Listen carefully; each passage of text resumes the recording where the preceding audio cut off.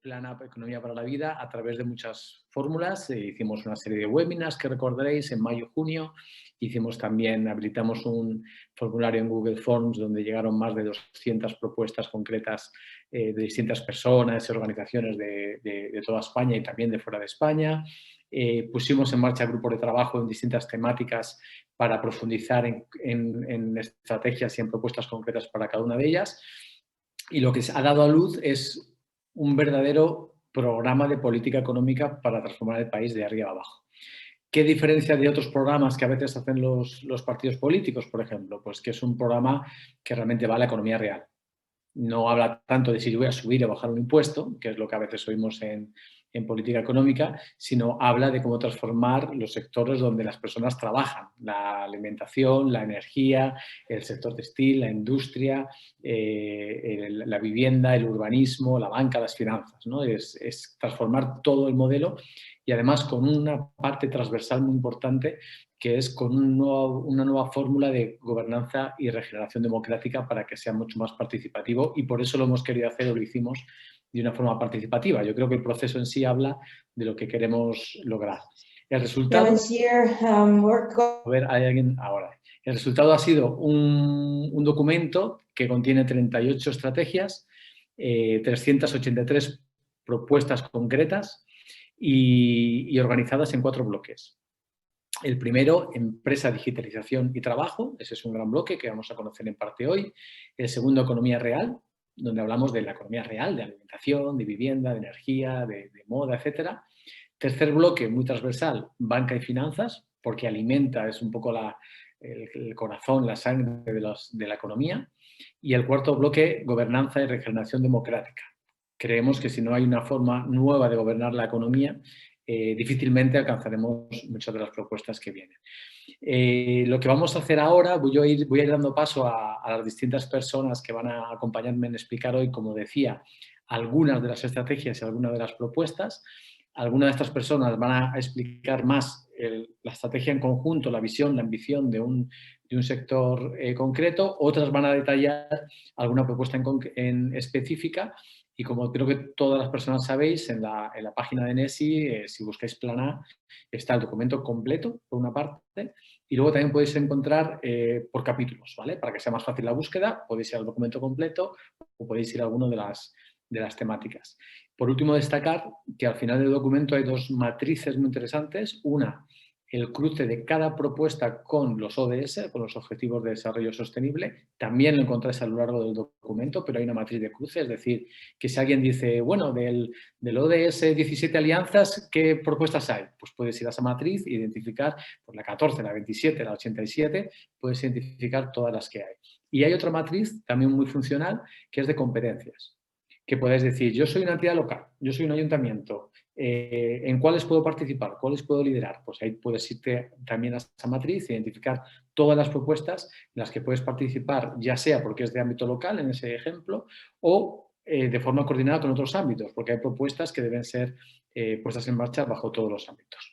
Bueno, pues sin más, vamos a empezar con el primer bloque. Vamos a empezar por la economía real, donde no vamos a entrar a todos los bloques, pero hemos traído 2 ejemplos. Vamos a hablar de moda y de energía como 2 ejemplos concretos. También se habla de alimentación, se habla de urbanismo, de vivienda, de turismo, pero vamos a hablar de esos 2 bloques porque además Blanca, que nos acompaña, a mitad se nos tiene que abandonar y vamos a empezar por Blanca Gomara, que es la directora de 360 Fashion Lab, para que nos cuentes, Blanca, qué nos encontramos en el bloque de moda. Pues muchas gracias, Diego, y todo el equipo de NESI por haber lanzado la iniciativa de Plana, que como comentas yo creo que es un plan súper interesante e importante a nivel nacional y probablemente internacional también tenga mucha repercusión, porque es un cambio de paradigma en la forma en la que nos desarrollamos a nivel económico. En el campo de moda, la verdad es que ha sido muy interesante trabajar, se ha juntado un grupo muy grande de expertos y bueno, por ponernos todos un poco en contexto, la verdad es que la moda en España es muy importante, siempre lo ha sido, de hecho, no por nada somos padres de algunas de las cadenas de fast fashion más conocidas del mundo, pero por desgracia, en las últimas décadas hemos acudido a una disminución de los puestos de trabajo dentro de este sector, así como a una devaluación del trabajo en sí mismo. que ahora, a través de la sostenibilidad, parece que podemos reflotar o que podemos reconstruir. Y eso es precisamente lo que en el Plan A se propone. Al final lo que estamos intentando es lanzar una serie de propuestas que hagan realmente que podamos trabajar dentro de una economía que sea local y resiliente, abogar por pequeños proyectos, abogar por marcas un poco más pequeñas. Yo me lo imagino siempre como si fuese un bosque muy grande en el que intentamos que los rayos de sol pasen hasta el fondo y haya una gran biodiversidad, ¿no? Pues una biodiversidad empresarial. Por otro lado, que sea una biodiversidad empresarial que integre laboralmente a todo tipo de colectivos, sobre todo también aquellos que tienen más dificultades y que cree redes colaborativas. Y todo esto nos va a ayudar también a pasar un paso más adelante y es reinventar el trabajo. Todo, por supuesto, a través de estrategias de ecodiseño, a través de estrategias de reparación y pensando en generar una economía circular en la que disminuyamos la entropía que se genera en cada uno de los pasos. Para poder hacer todo esto, al final pues hemos desarrollado 3 estrategias. La primera sería una estrategia de innovación empresarial que tendría pues 5 propósitos en las que intentaríamos mejorar los procesos productivos, en la que fomentaríamos una producción y un comercio, como comentaba, de proximidad. Luego tendríamos una segunda estrategia más dirigida a la sensibilización y a la innovación en formación de calidad dentro del mundo del diseño.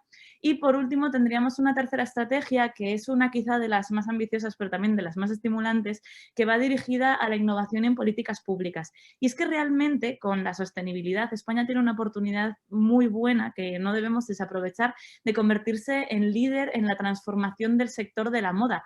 Quizá porque está amparado dentro de una rama de cultura, no solamente como industria y desarrollo, pero tenemos una gran capacidad creativa, tenemos una gran fuerza de trabajo y sobre todo yo creo que en este plan se demuestra que tenemos muchas ganas de avanzar y bueno, proponemos una serie de líneas estratégicas que son muy ambiciosas pero muy viables. Os invito a que las veáis y las conozcáis en el plan A. Gracias, Blanca. Pues como dice Blanca, si os metéis en el capítulo de moda, encontraréis todo un programa para que España fuera líder, que lo puede ser, en sostenibilidad e innovación en el ámbito de la moda.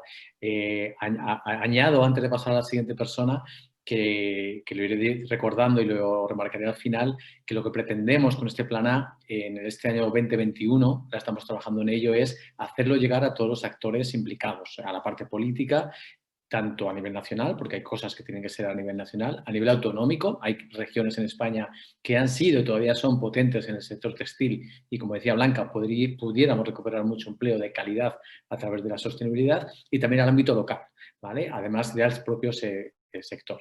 Bueno, pues sin más, vamos a pasar, gracias Blanca, a la siguiente persona que nos va a contar la parte de energía. Tenemos hoy a Iván Cabezuela, que es el Country Manager de Bulb España y ha estado en ese grupo de energía, donde también yo creo que España, como todos sabemos, pudiera liderar, si hubiera una apuesta y un liderazgo claro, un modelo energético mucho diferente al que tenemos ahora. Iván, buenas tardes, muy buenas. ¿Qué tal? Muy buenas tardes. Bueno, lo primero, daros las gracias a Diego y a todo el equipo de NESI por esta magnífica iniciativa y a todos los participantes y en especial a todos los participantes de la vertical de energía que hoy representamos desde Bulb, sobre todo a EcoDes y a ECO, que han trabajado en un montón de iniciativas del plan y han aportado muchísimo, ¿no? Al final, dentro de este módulo, ¿no?, del futuro de la energía, hemos estado trabajando principalmente en un nuevo modelo energético, ¿no? Y creemos que es necesario un nuevo modelo energético por 3 razones. El primero, y quizás el más obvio, ¿no?, es un poco el impacto climático. Como sabemos, la energía es el sector que más emisiones de CO2 produce a día de hoy. De hecho, únicamente la generación eléctrica, que solo es una parte, ¿no?, de todo el sector de la energía, representa un 17% de las emisiones de CO2 que tenemos en España. Creemos que es muy importante y hemos visto muchos avances por parte de gobiernos e instituciones en el último año con el Pacto Verde Europeo, se cumplieron el sábado 5 años, ¿no?, del Acuerdo de París, que es el primer gran tratado a nivel global para tratar el cambio climático, y esta semana hemos visto a la Unión Europea incrementar, ¿no?, los objetivos de reducción de gases de efecto invernadero, pero creemos que es necesario hacer mucho más y es necesario un modelo donde la tecnología y el consumidor estén en el centro del cambio, ¿no? En segundo lugar, creemos que un nuevo modelo energético es muy importante por el impacto climático, ¿no? Y es que una vez pasemos la crisis sanitaria en la que estamos metidos a día de hoy, la siguiente que vamos a vivir es una crisis económica y tenemos probablemente como bien decías, Diego, una oportunidad sin igual en España para poder generar empresas, empleo y expertise de calidad y un poco posicionar a España como líder en la generación renovable. Tenemos todos los ingredientes, contadores inteligentes, uno de los países con más sol de Europa, una generación de renovables que ya representa cerca de un 40% del total y tenemos un poco la oportunidad de liderar esa transición, ¿no? Ya el propio Plan Nacional de Integrado de Energía y Clima prevé cerca de 300.000 empleos ligados a la energía verde durante los próximos 10 años y creemos que existe una oportunidad de acelerar esto si además invertimos en tecnologías como puede ser el almacenamiento, ¿no? Para daros una idea, una pequeña instalación de 50 megavatios, no tan pequeña, pero una instalación de 50 megavatios puede generar cerca de 350 empleos entre directos y indirectos y es uno de los sitios donde España tiene que estar más posicionado, ¿no? Y en tercer lugar, creemos que es necesario un nuevo modelo energético que esté mucho más centrado en el consumidor y donde se proteja más a los colectivos más vulnerables, ¿no?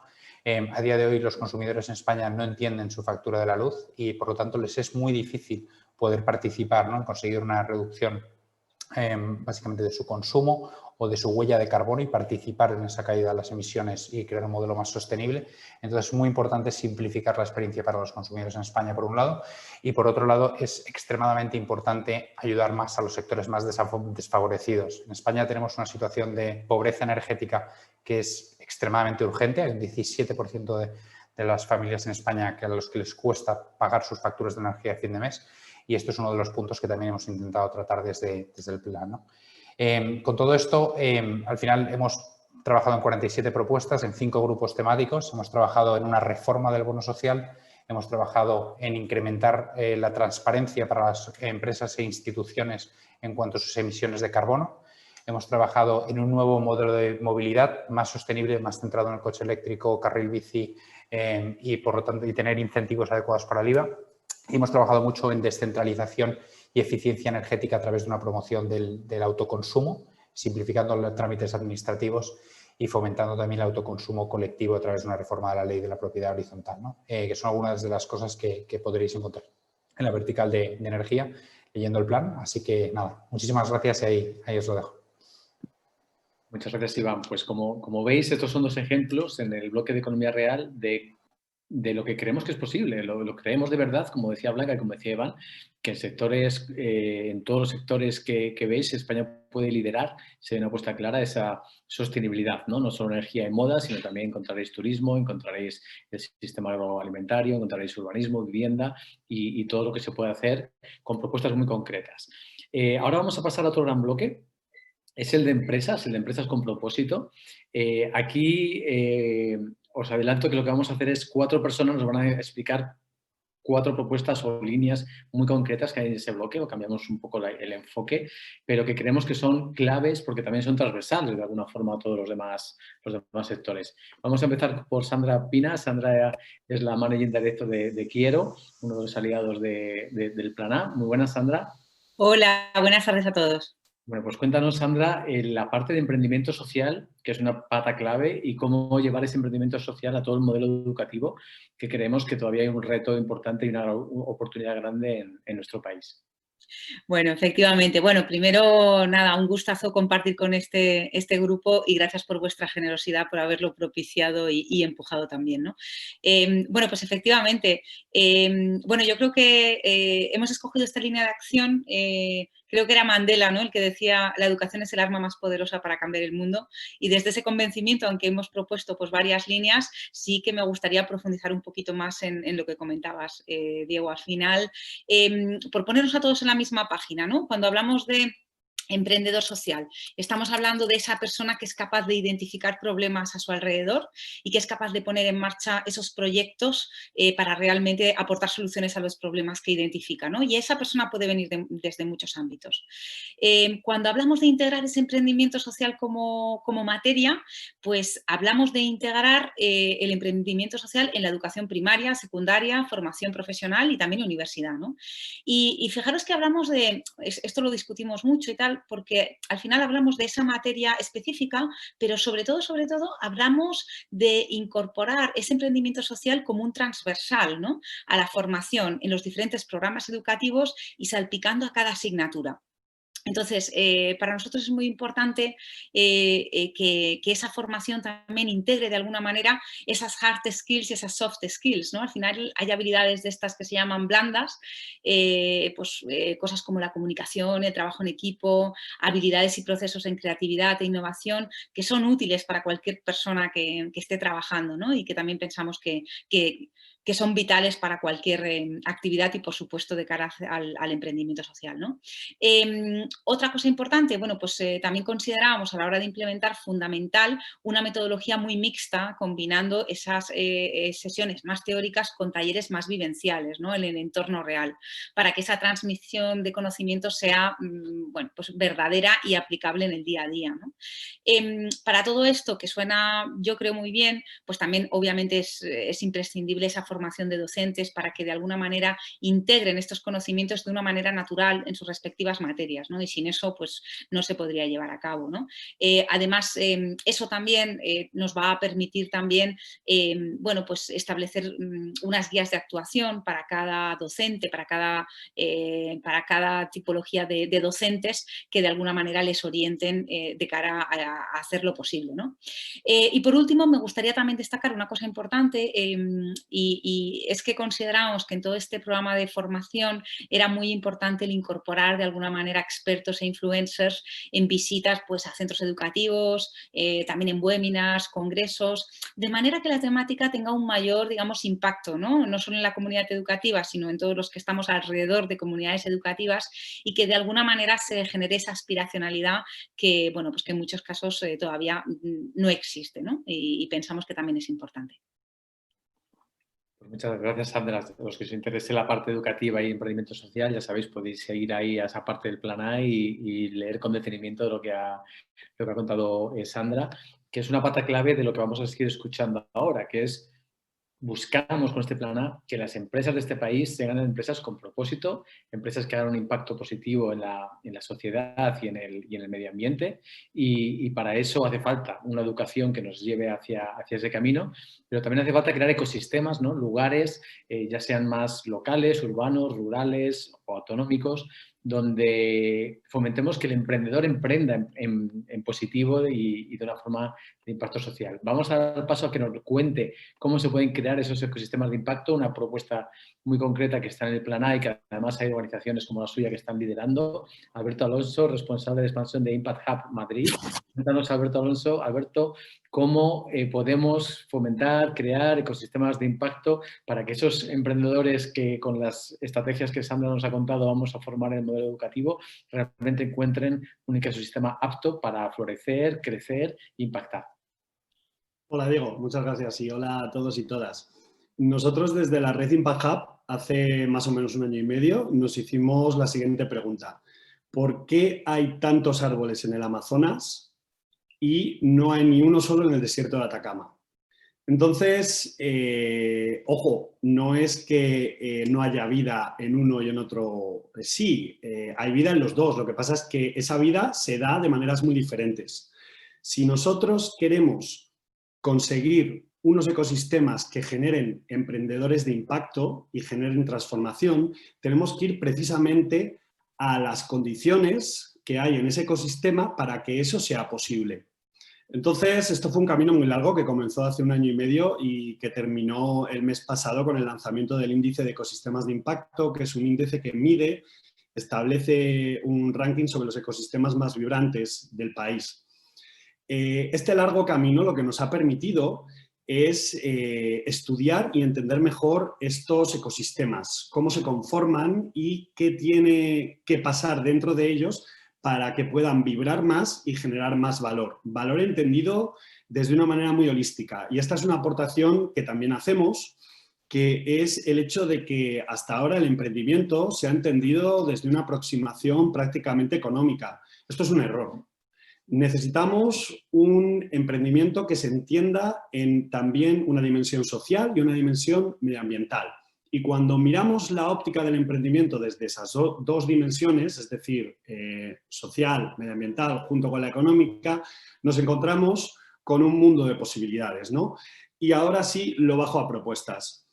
Propuestas como, y no nos cansaremos de decirlo, junto con NESI y con muchas organizaciones más, una forma legal específica para los emprendedores y emprendedoras de impacto, que les dé apoyo desde lo legal y desde las administraciones. Formación, programas de formación, como ha dicho Sandra, de apoyo a los emprendedores y emprendedoras, programas de incubación y de aceleración específicos para este sector. Y sobre todo la conectividad entre ecosistemas, tanto hacia su interior como hacia el exterior.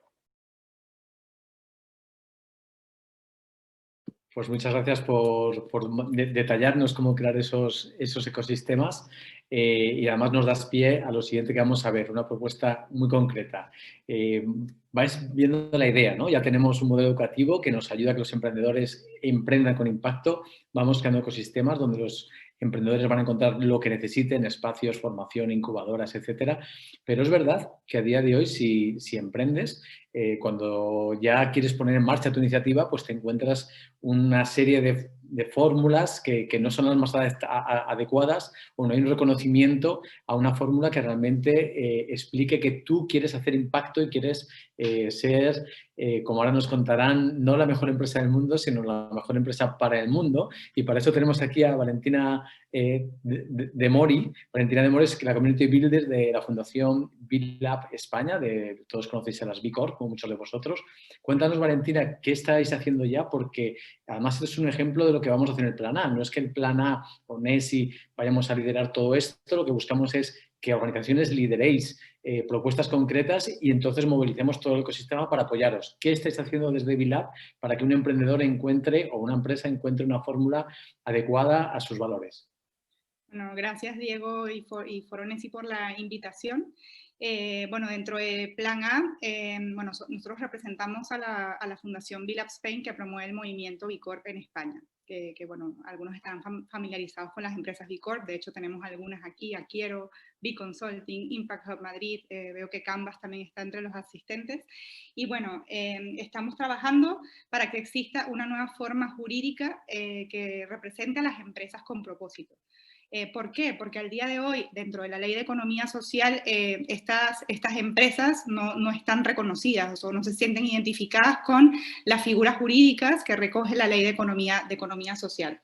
Hay empresas mercantiles, como son las B Corps, que utilizan recursos privados para encontrar soluciones sociales y ambientales a los mayores retos que encontramos en nuestra sociedad. Y eso, no hay una figura que actualmente reconozca a estas empresas o con las que las empresas se sienten identificadas. ¿Y cuál es la propuesta, ¿no? O sea, cuando hablamos de empresas con propósito, ¿qué incluye ser una empresa con propósito? Bueno, primero, incluir en los estatutos su compromiso social y ampliar las responsabilidades de los directivos, incluyendo no solo sus responsabilidades económicas, o sea, hacia los accionistas, sino también sociales, o sea, que haya un criterio de sistema de gobernanza orientado a los stakeholders, cómo trabajan con el medio ambiente, con las comunidades, con los trabajadores, con los clientes, y si tiene un modelo de negocio de impacto la empresa. Luego, integrar, segundo requisito, un sistema de gestión y medición de impacto con un estándar reconocido. Criterio de desempeño social y ambiental verificado, que es un poco lo que hace la Fundación BitLab al verificar a través de la herramienta de evaluación de impacto B a estas empresas que cumplen con los más altos estándares de gestión y de impacto. Y luego el último requisito es que las empresas hagan público su reporte de impacto verificado para que la ciudadanía tenga acceso a esta información. Y bueno, ¿y cómo estamos trabajando para que esta figura legal exista, ¿no?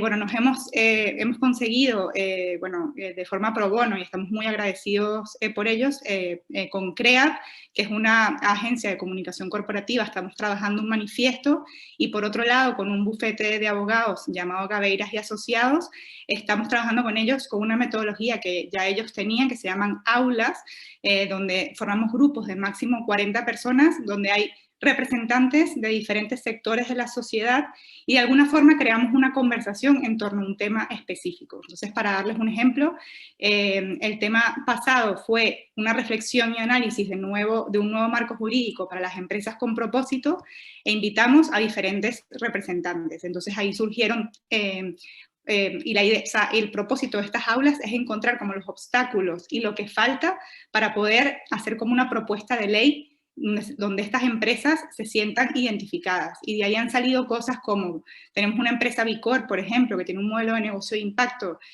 orientado a clientes para ayudar a las personas mayores a poderse pagar la residencia, y al ser empresa ha encontrado obstáculos con las administraciones públicas para que le escuchen su propuesta por ser empresa, ¿no? Porque no se entiende todavía que es una empresa que tiene un fin social.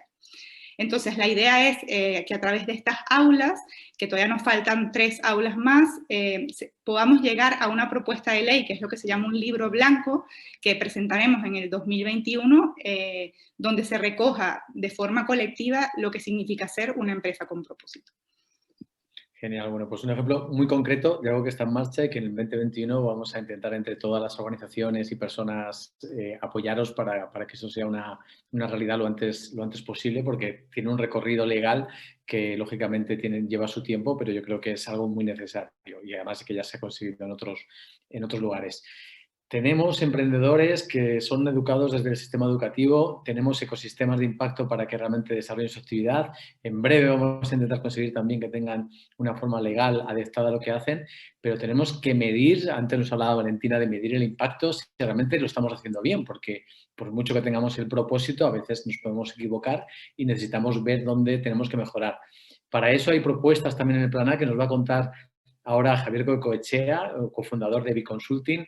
Cuéntanos, Javier, ¿cómo podemos avanzar? Ya existe una ley en España, la 11/2018 de informes no financieros, pero ¿cómo podemos hacer que realmente se mida el impacto de las empresas, de todas las empresas, para que realmente podamos transformar la economía? Hola, ¿qué tal? Buenas a todo el mundo. Encantado. Muchísimas gracias por esta oportunidad, por estos meses ya de trabajo que están siendo muy enriquecedores y la verdad es que el resultado está siendo fantástico. Bueno, respondiendo a tu pregunta, Diego, sí, Valentina ha adelantado un poquito, ya hay sistemas de medición. Hay para mí algo muy importante en su momento y que cada vez está cogiendo más importancia, más auge, que es la ley de informes no financieros, que por obligación ya, bueno, pues de la obligatoriedad para empresas de 500 empleados ya ha bajado a empresas de 250 y esperemos que no muy tarde pueda ser igual que el balance fiscal, pueda ser obligatorio para todas las empresas. Pero bueno, vamos a pensar en la buena voluntad de la gente y sobre todo de la que está en este camino y que, bueno, puedan desarrollar esos informes no financieros. ¿Qué ocurre con ello? Que el informe no financiero, la ley de informes no financieros, habla de stakeholders, habla de grupos de interés, habla de dignidad humana, habla de justicia social, de igualdad, etcétera, cosa que está muy bien, pero no concreta.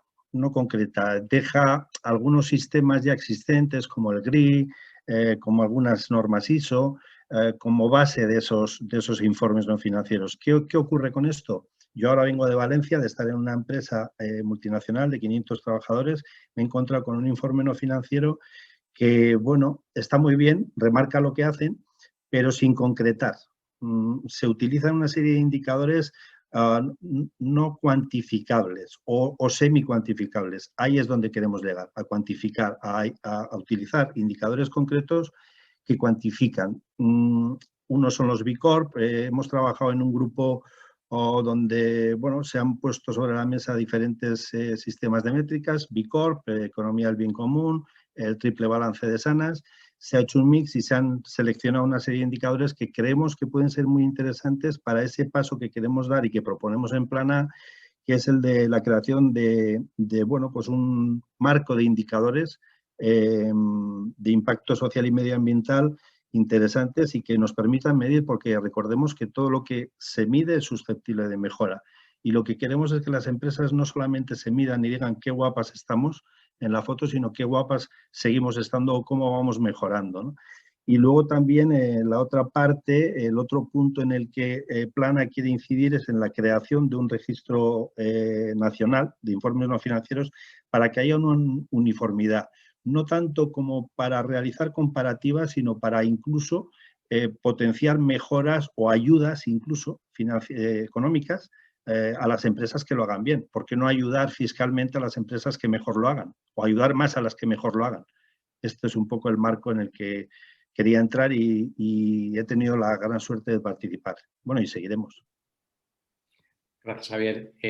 Bueno, pues ya os vais imaginando la foto, ¿no?, de las empresas que creemos que tenemos que tener en este país si queremos posicionarnos en sostenibilidad e innovación. Y además, estas 4 propuestas concretas o líneas de actuación que hemos escuchado, todo el tema de emprendimiento social, de ecosistemas de impacto, el tener una forma legal a medida y el medir el impacto de las empresas con indicadores de los que nos interesan a la ciudadanía, ¿no? Indicadores de si aplicas la igualdad de género, si tienes brecha salarial, cuánto emites, cuánto impactas, no es que lo hagas todo bien, pero en qué vas a mejorar porque nadie es perfecto. Si tenemos todo eso, nos permitirá avanzar en otras propuestas que también encontraréis en el plan A, en este bloque, como la compra pública, por ejemplo, ¿no? Tenemos una ley de compra pública que todavía, si os encontráis en los que participáis en licitaciones, siguen premiando entre el 50 y 75% la valoración económica, con lo cual no es la empresa que mejor impacto hace la que se lleva a la adjudicación, sino la que oferta más barato, que normalmente no suele ir muy alineado con internalizar externalidades y con hacer un impacto positivo, ¿no? Todo eso también está en el plan A para que si conseguimos ese ecosistema de empresas con propósito, las premiamos de 2 formas, como clientes y consumidores, y también, de alguna forma, con la compra pública o con otros mecanismos que se pueden habilitar. Nos vamos a mover ahora, porque luego más tarde se va a sumar en un ratito Rosa Martínez, que nos va a contar la parte de digitalización y de trabajo, muy vinculado a la empresa, pero vamos a pasar ahora a banca y finanzas, porque lógicamente son empresas muy importantes en este país, los bancos y las entidades financieras, y además el dinero, la inversión, no deja de ser la sangre que alimenta el que podamos realmente dirigir ese dinero a estas empresas que realmente hacen un impacto positivo en la sociedad y no a otras. Tenemos que ser capaces de canalizar el dinero al lugar adecuado y de tener un ecosistema también bancario y financiero resiliente. Para eso tenemos hoy a Marcos Eguiguren, que es profesor de la Barcelona School of Management y además ha sido durante muchos años el que ha liderado y el CEO de la Alianza Global de Banca con Valores, un montón de bancos en los 5 continentes que realmente están haciendo las cosas de forma diferente. Marcos, muy buenas. Cuéntanos qué tenemos en ese plan A sobre banca y finanzas para transformar el sector en positivo. Hola, Diego, y buenas tardes a todo el mundo y un saludo muy especial a los colegas que han estado en los diferentes bloques de trabajo y muy cariñoso a los compañeros que han estado en el bloque de banca y finanzas, aunque tuve la fortuna y la suerte de poder trabajar en el bloque de banca y finanzas y también aportar algunas ideas al bloque de gobernanza y regeneración democrática, porque como sabes, considero que uno de los elementos esenciales para transformar este país es también precisamente darle un giro a los ámbitos de gobernanza pública y de democracia. Pero yendo al campo de la banca y las finanzas, claro, lo decías tú al principio, ¿no? Al final, el sector financiero es el corazón de la economía. Por poner un ejemplo concreto, la banca, con sus decisiones de si presto aquí o presto allí, mueve el sentido en un dinero o en otro. Lo mismo podría decir de los fondos de inversión, de las decisiones de inversión que toman las grandes aseguradoras, las gestoras de planes de pensiones, etcétera, etcétera. Sandra decía antes una cosa referente a la educación, ¿no? Y es ese papel especial, transformador que tiene la educación. Yo me sumo totalmente a su afirmación, pero le añadiría una segunda dimensión.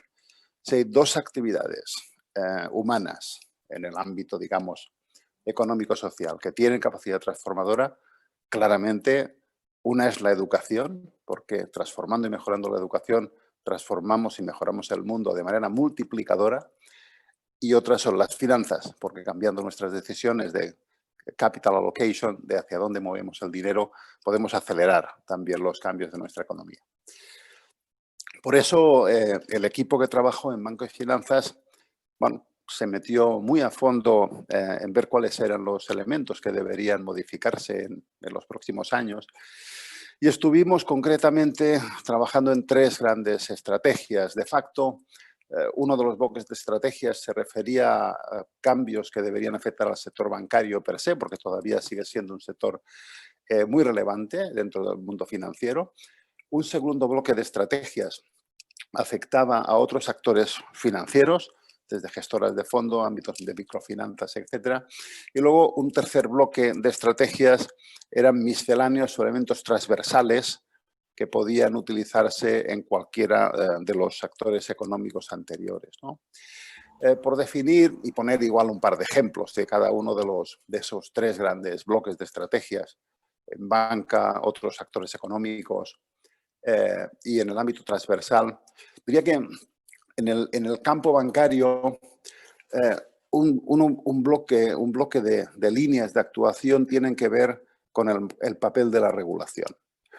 El papel de la regulación en banca tradicionalmente ha sido un papel oscilante, desde una muy escasa regulación antes de la crisis financiera del 2008 hasta una regulación pues, enormemente intrusiva en la actualidad. Pero entendemos que la regulación no tiene que ser ni más ni menos, sino que tiene que ser inteligente, lo que se llama la Smart Regulation. En el programa presentamos algunas líneas de actuación para ejercer cambios regulatorios en ese aspecto. No tanto más regulación, sino una regulación mucho más inteligente que permita, primero, proteger de manera adecuada al consumidor, no a través de la burocracia que tienes que hacer cuando haces cualquier tipo de transacción financiera, sino a través de sistemas indirectos de control. Segundo, una regulación que de manera suave pueda también impulsar que el dinero se encauce de la forma más adecuada posible y, por tanto, que vaya fluyendo hacia esas actividades transformadoras en sectores de economía verde, en sectores de digitalización, en empresas de impacto, etcétera, etcétera. Ahí la regulación puede también jugar un papel. Otra de las líneas en el campo financiero es evidentemente y además muy vinculado a lo que estamos viviendo y vamos a vivir, empezando ya de aquí unos meses, el programa Next Generation EU de la Unión Europea, la apertura de líneas de crédito específicas para la transición ecológica justa, donde el sector financiero y las administraciones puedan trabajar conjuntamente para multiplicar el dinero que se vehicula hacia ese tipo de inversiones, hacia ese tipo de empresas. Y por último, en el aspecto de banca, algo que yo creo que a veces puede perderse porque parece una cosa pequeñita, pero yo creo que no es pequeñita, que es buscar formas a través de regulaciones más adecuadas y de modificaciones normativas para que el inversor particular, el pequeño inversor, el que tiene unos pocos ahorros, pueda también invertir en determinado tipo de fondos que se puedan canalizar dinero hacia la economía verde, hacia la economía sostenible. Ahora mismo eso es bastante complejo porque la mayoría de fondos de esas características son solamente para inversores institucionales, ¿no? En un segundo bloque, que serían algunas medidas en otros actores financieros, yo resaltaría dos elementos fundamentales. Uno, la propuesta de una ley específica de microfinanzas que hace muchos años que se lleva discutiendo en este país, pero que no acabamos de concretarla en una normativa que permita que surjan operadores en el campo de las microfinanzas. Y estamos en un país, y especialmente por desgracia, en la crisis profunda que vamos a vivir el año que viene, ofertas de microfinanzas bien estructuradas son muy relevantes. No tenemos esa ley y proponemos que se ponga en marcha. Y un segundo elemento sería el impulsar la inversión de impacto a través de fondos y otro tipo de activos e instrumentos como un catalizador de la transformación. Por lo tanto, no solo la banca tiene un papel, también las gestoras de fondos y también los actores de private equity y family offices. En último lugar, hay un área transversal donde trabajamos también en 4 o 5 líneas, resaltaré un par de ellas, y que pueden afectar a cualquier actor financiero. Una de las líneas es una línea sobre reporte y transparencia con propuestas claras para que todos los actores económicos, bancos, aseguradoras, gestoras de fondos, tengan que elaborar una serie de documentos de informe no financiero que verdaderamente den ese tipo de información que requiere la ciudadanía. Tú, Diego, antes mencionabas algunos ejemplos de facto, ¿no? y las normativas que existen actualmente sobre el reporte no financiero a veces se pierden en tal complejidad que el ciudadano de a pie abre un informe de una entidad financiera y lo cierra inmediatamente porque no ha entendido absolutamente nada. Yo creo que eso lo debemos evitar, porque eso no es transparencia, eso es simplemente seguir normativas. Por tanto, tenemos que hacer una transparencia asequible al ciudadano. Cualquier otra cosa es no transparencia. Ahí esa es una de las líneas de actuación, creo que extremadamente claras. Y ya por último, hay otras líneas de actuación, pero nuestros oyentes las podrán mirar en el plan, alguna muy interesante. Pero hay una que quiero resaltar para finalizar. Y lo digo y quiero resaltar esta porque precisamente encaja con cómo he empezado mi intervención y encaja con lo que ha dicho Sandra, la educación y las finanzas.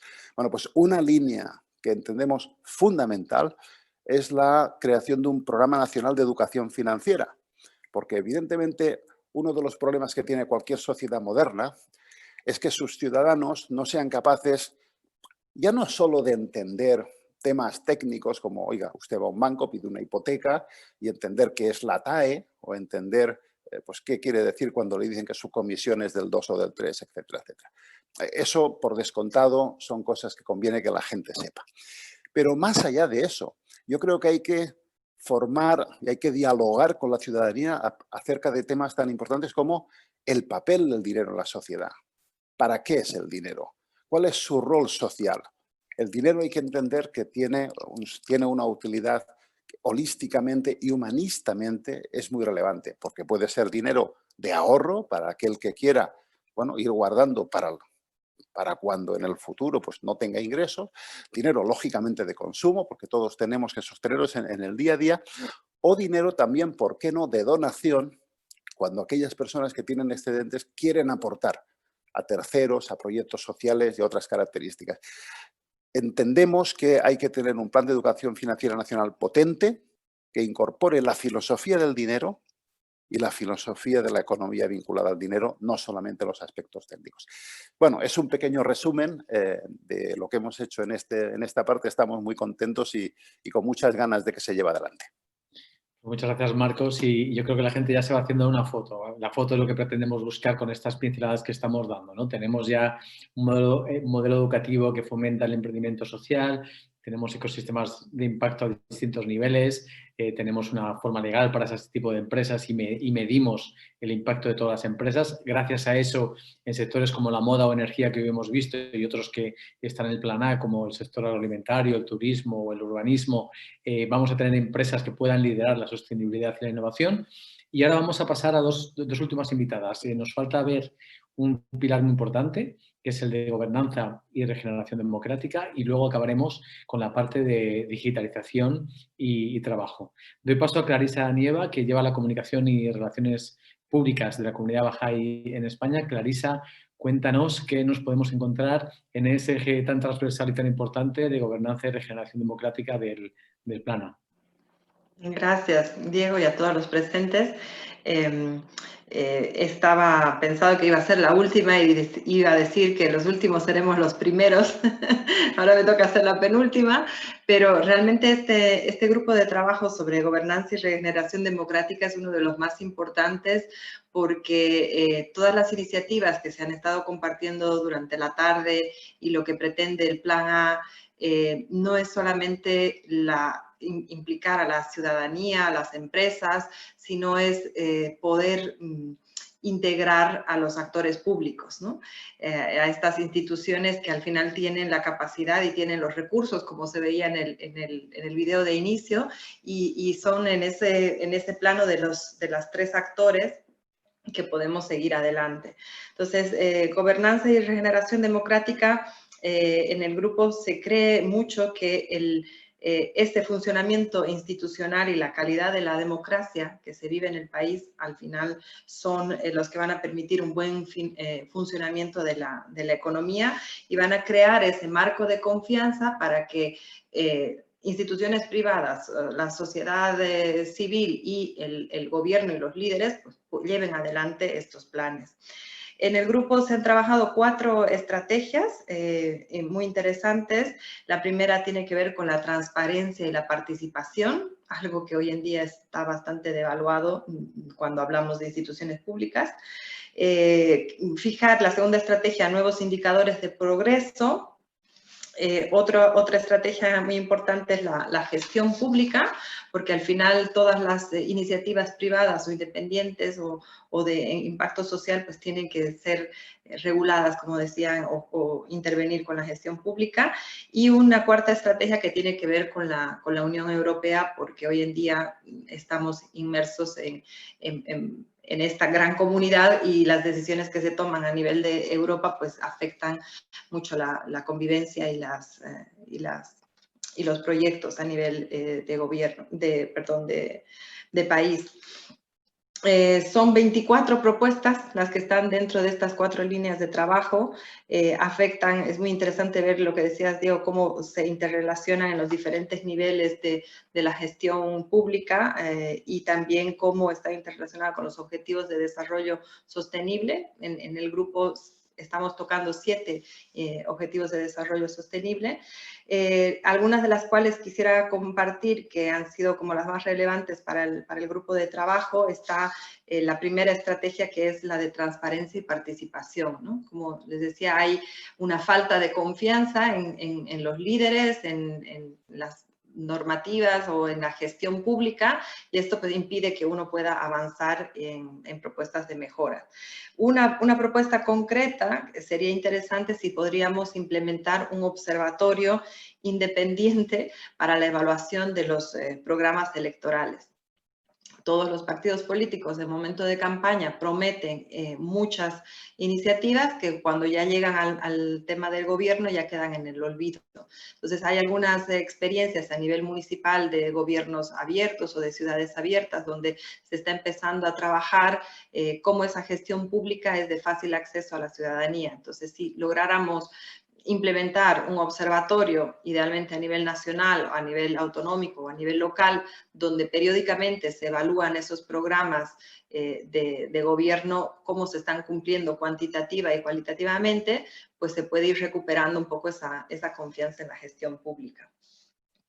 Otra propuesta interesante, que la recuerdo desde un inicio, que salió en una de las webinars, es el papel que tienen los líderes y el liderazgo de los políticos que están a cargo, ¿no? Entonces, la gente que llega a estas posiciones de liderazgo generalmente no es gente que está formada para servir y para liderar en beneficio del bien común, sino que viene con una impronta de su partido político, de sus ideas y a defender sus planes y sus intereses. Entonces, es muy relacionado también con el tema de la educación. Si pudiéramos crear una escuela de liderazgo público donde cualquier persona que está interesada en formar parte de una administración pública y de servicio y también de participar en estos cargos de liderazgo político, pues se puedan formar en temas, como decían, de habilidades blandas, ¿no? De la escucha, de la empatía, de saber trabajar en equipo, de poder mejorar la comunicación no violenta, cosa que hoy mismo es un ejemplo totalmente contrario a lo que vemos en todas estas sesiones públicas del Congreso, y también en nuevas metodologías y técnicas para la toma de decisiones, ¿no? Para buscar el consenso y para realmente contribuir al bien común. Entonces creemos que se puede con esta escuela avanzar en mejorar la transparencia y el buen gobierno, en esa democracia interna, en la renovación de la clase política y de la carrera política, y por qué no también en que se dé la oportunidad de que más mujeres se puedan formar y estar listas para temas de liderazgo. Hay muchas y muy interesantes todas las propuestas. Solo por terminar y hacerlo más concreto, en el tema de participación ciudadana también hay 4 propuestas interesantes, como es el facilitar los procesos de presentación de iniciativas legislativas populares, el poder instaurar un día del referéndum, y estas 2 se hace mención también que a nivel de la Unión Europea se podría mejorar. Reducir el número de firmas para acreditar agrupaciones electorales tanto para el Parlamento Europeo como para las otras elecciones que hay a nivel general, autonómicas y municipales, y potenciar sobre todo la participación de la ciudadanía en el ámbito local, ¿no? Al final, los gobiernos municipales o locales más pequeños tienen la gran oportunidad de estar en contacto con el ciudadano y el ciudadano a la vez con las autoridades. Entonces, estos espacios de intercambio de gobernanza a nivel local, si se comienzan con algunas iniciativas, puede ser mucho más fácil luego tomar experiencias para llevarlas hacia ámbitos más elevados. Así que, bueno, encantados de estar aquí y esperemos que nos abran las puertas del Congreso y los partidos para que algunas de las tantas y importantes propuestas del Plan A sigan adelante y tengan éxito. Muchas gracias, Clarisa. Yo creo que es clave, ¿no? Y en el ADN de ese bloque está el democratizar la economía, ¿no? Si necesitamos que la ciudadanía tenga voz en el tipo de economía que queremos tener en el país, y para eso todas esas propuestas. Bueno, pues pasamos a escuchar el último bloque de propuestas sobre dos temas claves, ¿no? La parte de digitalización, la parte de trabajo. La parte de digitalización complementa todo lo que hemos escuchado de sostenibilidad en cuanto también a lo que nos pide Europa, lo cual es genial, ¿no? Ese Pacto Verde Europeo y esa digitalización que incluso va a ir unido a esos paquetes de ayudas que antes también se comentaban. Para eso tenemos a Rosa Martínez, politóloga y consultora independiente. Muy buenas, Rosa. Cuéntanos qué podemos encontrarnos en el Plan A. Además, Rosa nos ha ayudado a darle forma también para que sea algo que podamos hacer llegar a los políticos y que entiendan lo que queremos proponerles. Cuéntanos qué tenemos en cuanto a digitalización y trabajo en el Plan A. Buenas tardes a todos y a todas. Pues la verdad es que la digitalización es un tema que normalmente se suele aceptar acríticamente. Tenemos que digitalizarnos, la digitalización es algo que viene y ya está. Y sin embargo, desde los ODS, desde el Acuerdo de París, desde quienes propugnamos una vida mucho más sostenible, más amigable con las personas y con el planeta, creo que tenemos que apostar por nuestra propia visión de la digitalización y abrir debates que, bueno, suelen estar en segundo plano. Así que, bueno, pues lo que nos podemos encontrar en el Plan A respecto a la digitalización son 5 estrategias que apuestan. 1, por una digitalización inclusiva. ¿Qué quiere decir? Que todas las personas, todos los territorios, incluso podemos ampliarlo a todos los países, todas las comunidades, tengan acceso a la digitalización. Esto no es solo a la conectividad, tener acceso a Internet, sino pues acceso a los dispositivos y tener las cualificaciones, la formación, las competencias para ello. Aquí, bueno, pues podemos hablar de muchas brechas, ¿no? Desde la brecha de edad, la brecha de género y, en general, la brecha social, como se ha visto durante la pandemia, que existe esa brecha social en cuanto al acceso tecnológico que ha, digamos, gravado el derecho a la educación de muchos niños y niñas.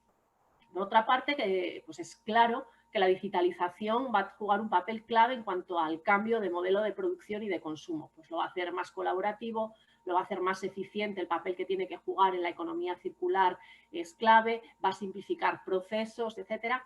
Pero a veces nos olvidamos de la propia economía circular que hay que aplicar y que hay que repensar al sector digital, al sector tecnológico en general. El planeta no puede soportar una digitalización sin límites, no puede soportar la fabricación de dispositivos electrónicos al nivel que lo estamos haciendo hoy en el primer mundo, y además lo estamos haciendo sin tener esos principios de economía circular, de recuperar todos esos materiales raros, todos esos materiales desde el plástico al litio de las baterías que van a los vertederos y que no se recuperan. Eso yo creo que es una de las cuestiones claves en la transformación económica que hay que poner encima de la mesa para que efectivamente sea digital.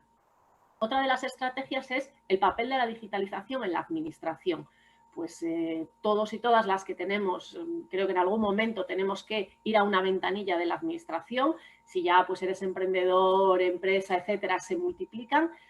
¿Cómo puede facilitarnos la digitalización ese trato, esa relación con la administración pública?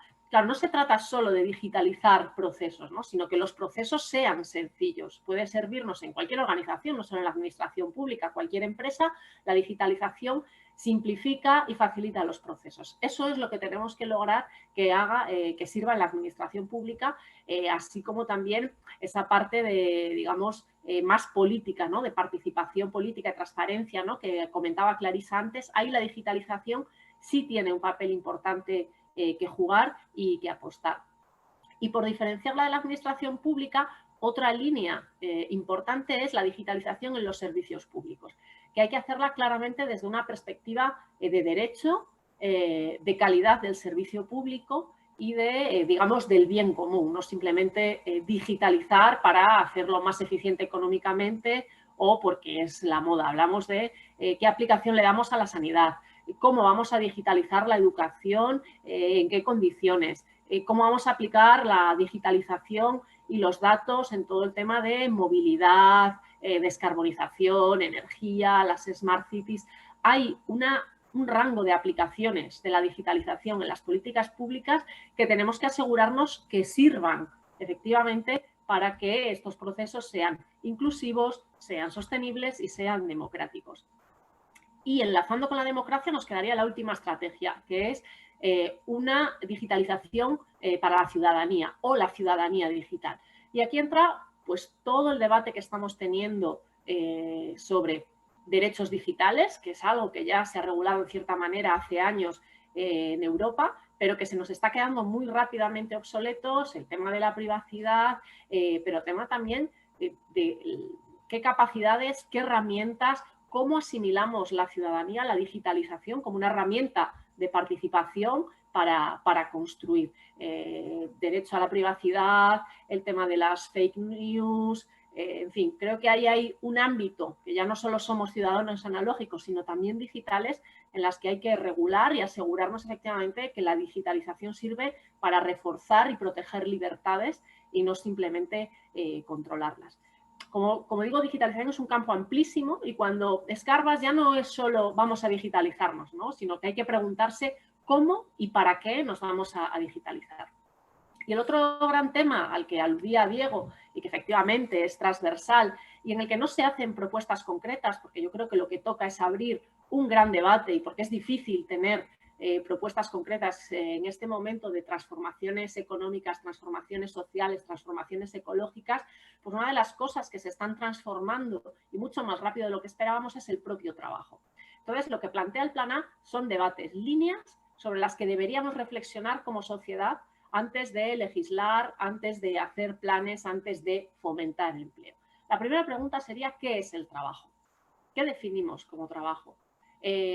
¿Cuál sería trabajo con propósito? ¿Cualquier trabajo es aceptable en una sociedad o solo aquel trabajo que tiene como consecuencia una mejora del bien común, de las condiciones de vida, de las condiciones ambientales, etcétera?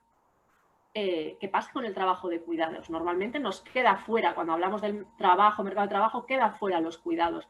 Y ya no solo me refiero al trabajo asistencial de cuidados que se da en residencias, en hospitales, en guarderías, sino al trabajo de cuidados que cada uno y sobre todo cada una hacemos y asumimos para sostener la vida. Y muy relacionado con esto, la conciliación, trabajo y conciliación de la vida, sea familiar, sea personal, sea cultural, sea política. Las personas tenemos otra vida, además de nuestra identidad laboral, tenemos otras muchas identidades y otras parcelas que deben integrarse socialmente para que ésta sea más rica.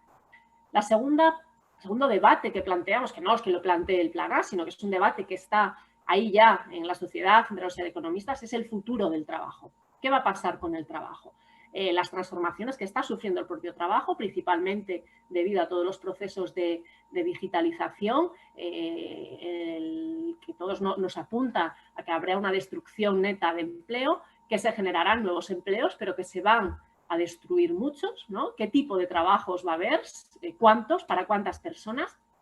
¿Qué formación y cualificaciones se van a necesitar para acceder a estos trabajos? ¿Cómo vamos a garantizar que el mayor número de personas tengan las capacidades para acceder a los empleos? Y sobre todo, si el empleo va a ser un bien escaso en el futuro, cómo vamos a repartir el trabajo. Y ese, pues, por ejemplo, es un debate que ha surgido, ha saltado a la arena política en las últimas semanas, que está bien porque ha puesto sobre la mesa ese debate. Bueno, vamos a ver, ¿podemos o no podemos reducir la jornada laboral? ¿En qué términos? ¿Cómo afecta a la competitividad? ¿Cómo afecta a los salarios? ¿En qué sectores se puede hacer?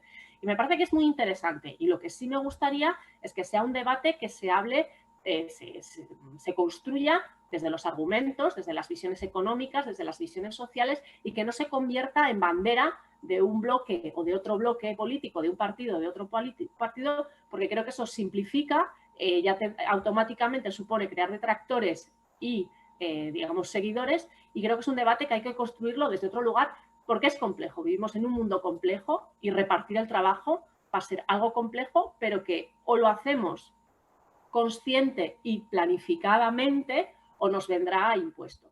Y por último, creo que en torno al trabajo, al empleo, pues hay que hacer una reflexión sobre las políticas públicas en general, tanto las políticas públicas activas de empleo, qué regulación hacemos al nuevo tipo de trabajo, teletrabajo, lugares de trabajo, salarios, precariedad, paro juvenil, todo lo que llamamos el estatuto de los trabajadores, bueno, esa regulación hacia dónde vamos en un nuevo mundo, digamos, laboral. Por supuesto, la igualdad, todo lo que tiene que ver con la brecha salarial, con el acceso o, digamos, la discriminación de las mujeres en ciertos puestos, en ciertos sectores. Y, por último, la cohesión social. Si vamos a un mercado de trabajo mucho más fragmentado, mucho más escaso, pues lo que tenemos que asegurarnos es qué medios damos a las personas para que mantengan una vida digna si con un salario no va a ser suficiente. Y ahí entra, por ejemplo, el debate de la renta básica universal, ¿no? Que cómo conjugamos un nuevo mercado laboral con un sistema de protección o con el derecho a una renta básica universal. Como digo, son debates complejos sobre los que es imposible pronunciarse y sobre, desde luego, que el Plan A no tiene una propuesta concreta, porque lo que toca es abrir estos debates y, como digo, confrontarlos. Estamos en una sociedad compleja, pero creo que está bien que repensemos y que rompamos los marcos de pensamiento. Y cuando pensemos, por ejemplo, en una transformación económica más sostenible, más social, etcétera, pensemos y tengamos presente que quizá los niveles de empleo no van a ser los que son ahora para conseguirla. Entonces, ¿cómo vamos a conseguir esa economía sabiendo que el mercado laboral se está transformando completamente? Muchas gracias, Rosa. Bueno, yo creo que ya tenéis la gran foto, esa gran foto que hemos querido dibujar de las estrategias, las propuestas y los debates que queremos abrir en el Plan A, porque hay temas que, como ha dicho Rosa, son muy complejos a la vez que importantes, y para situaciones complejas hace falta debates complejos, profundos y donde mucha gente participe. Si queréis hacer alguna pregunta, porque ya nos quedan unos pocos minutitos para ir terminando, la podéis ir poniendo en el chat para que sea más fácil ver la pregunta, ya sea dirigida a una persona o más generalista. Y yo en 2 o 3 minutos os cuento un poquito la ambición, ¿no? Lo que pretendemos conseguir ahora. Lógicamente, tanto NESI como todos los aliados, la capacidad es limitada de hacer cosas, pero tenemos muchísima energía para hacer cosas.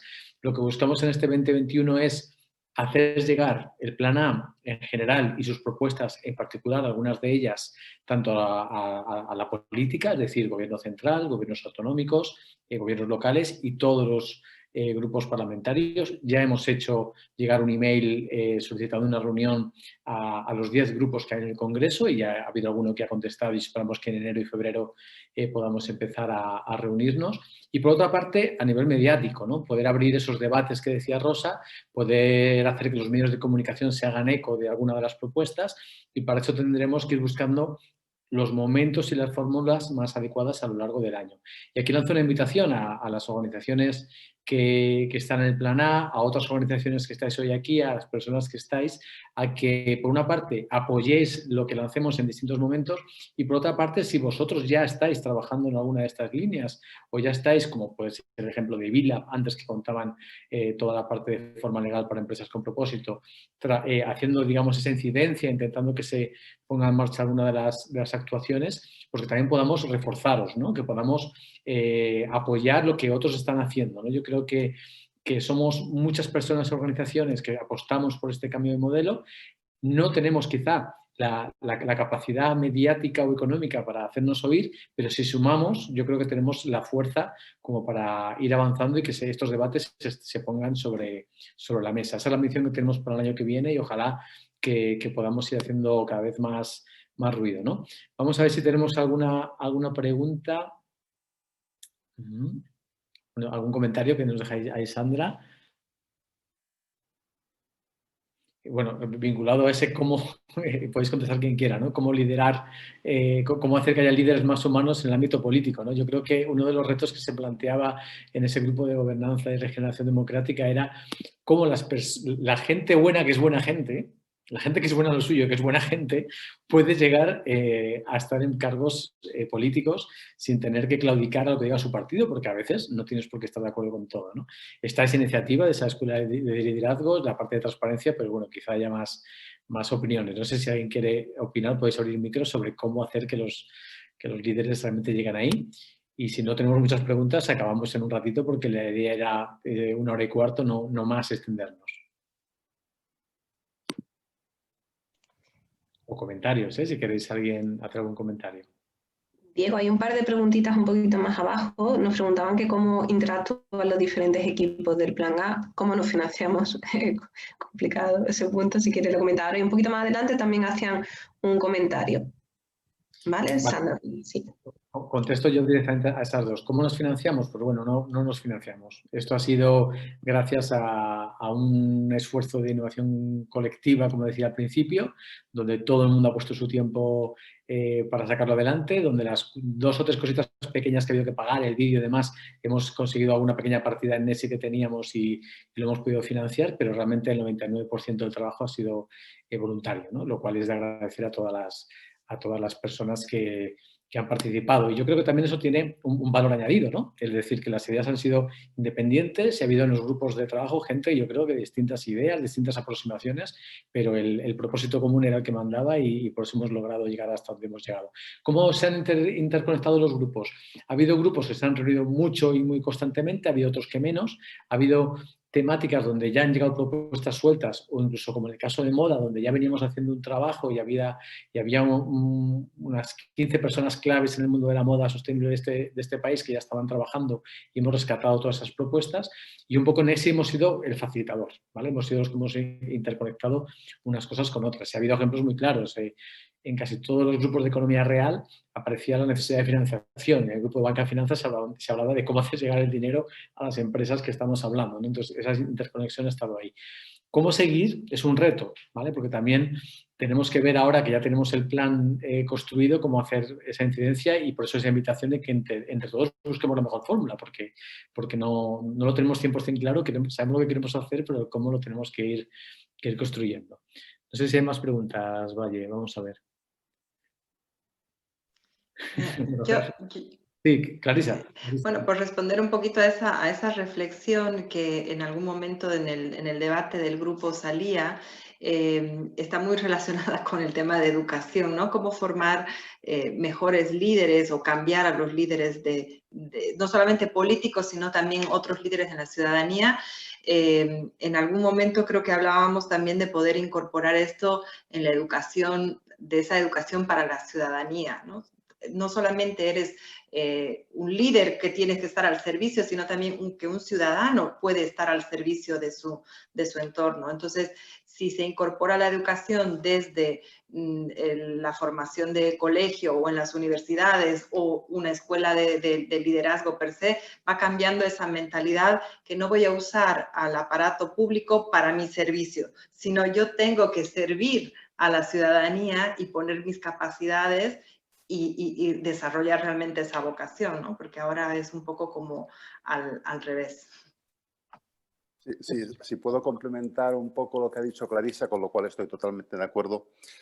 Aquí en el fondo ocurre como en las empresas privadas, con perdón por la comparación, pero las empresas privadas que son más sensatas, más resilientes, que verdaderamente son más empáticas con sus clientes, que tienen mejor clima laboral, son aquellas que tienen líderes excelentes y un sistema de gobernanza diverso, y además de contrapesos de poder muy, muy sólidos y establecidos que permiten que esos líderes sigan siendo excelentes y, por tanto, que no se les venga un poco, que no se les suba los humos a la cabeza.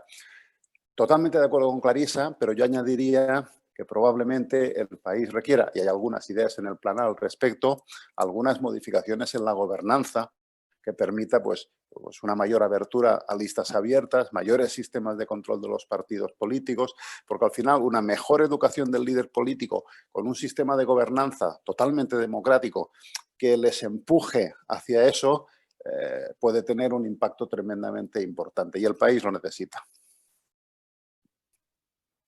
Bueno, yo creo que ya no queda ninguna pregunta. Como os decía al principio del todo, hoy queríamos dibujaros un poco la foto de lo que os podéis encontrar. El documento está ahí y yo creo que se puede profundizar cada uno en lo que estime.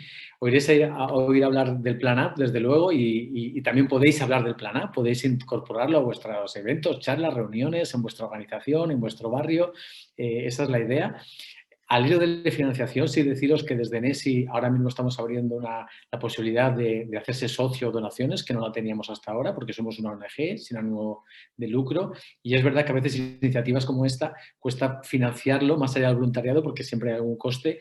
Y si queremos tener reuniones con los políticos, si hay que ir a Madrid, si hay que ir a hacer algunas actividades, pues es verdad que esa independencia nos vendría genial a través de la parte económica. En la web lo podéis encontrar también. También os invito a que si es un vistazo. Y sobre todo os invito a que el Plan A no sea algo que ha hecho NESI con unas organizaciones y que unas personas han corroborado y firmado, sino que lo hagáis vuestro. Está en construcción. No he dicho que hay temáticas que no hemos abordado porque teníamos propuestas pero no suficientes o no veíamos con la capacidad técnica para incorporar y que se pueden incorporar, como economía de los cuidados, todo el tema de economía cultural y creativa. O sea, hay ámbitos que no hemos podido incorporar y que ojalá podamos ir incorporando más adelante, ¿no? Y hacerlo llegar a los políticos. Bueno, pues si no hay, creo que ya no hay ningún comentario más, simplemente agradecer el apoyo que hemos tenido y la energía que hemos escuchado, deciros que lo que más nos ha gustado de este gran esfuerzo es la parte colectiva y todos los mensajes que nos han llegado durante todo el proceso de apoyo, de gente que nos decía, poníamos el vídeo al principio, ¿no? Qué identificada me he encontrado con esas imágenes iniciales y ojalá seamos capaces de despertar algo que falta en este país, que es esperanza. Yo veo que ahora mismo la esperanza nos la están vendiendo en dos cosas que no dependen de nosotros, de las personas. Nos la están vendiendo en forma de vacuna, que ojalá llegue pronto y ojalá funcione y ojalá no sea recurrente y se acabe esta historia, pero no depende de las personas que estamos aquí. Y nos la están vendiendo en fórmula de fondos europeos, que ojalá llegue y ojalá cale y de forma capilar llegue más abajo, pero quizás se queden capas muy lejanas a vuestras pymes, a vuestras ONGs y a vuestra vida del día a día, porque se queden en otros niveles empresariales. Ojalá llegue, pero no depende de nosotros.